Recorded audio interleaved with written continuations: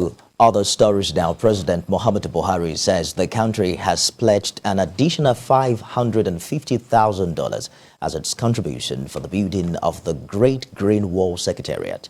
This was disclosed during the opening ceremony of the 8th Ordinary Session of the Council of Ministers of the Pan-African Agency of the Great Green Wall hosted in Abuja. Kemi Balogun has more.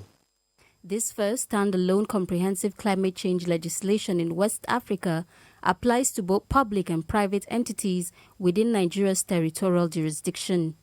It directs both sectors to implement mechanisms geared towards fostering a low-carbon emission and an environmentally sustainable and climate-resilient society.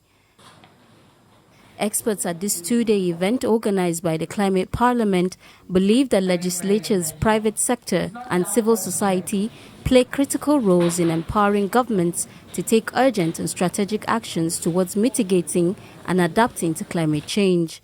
The workshop is concise and crucial at this time, owing the growing awareness of the consequences caused by the physical impact of climate change.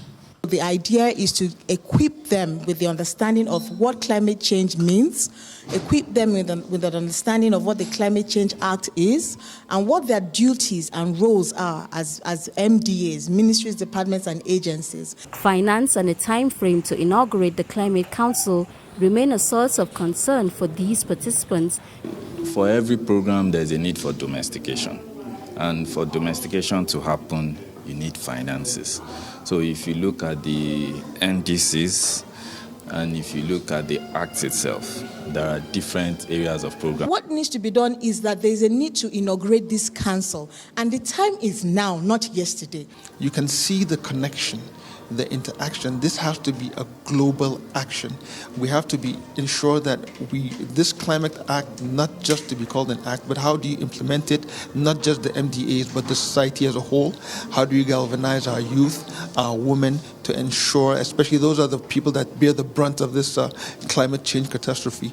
Participants here hope to also bring out the potential of the Act, as it can become a strategic tool for climate change advocacy and a legal foundation for potential climate litigation in Nigeria. This move on the Climate Change Act shows Nigeria's commitment and demonstrates its seriousness on achieving climate action, but there is still a lot of urgency in implementing it. Kemi Balogun, TVC News, Abuja.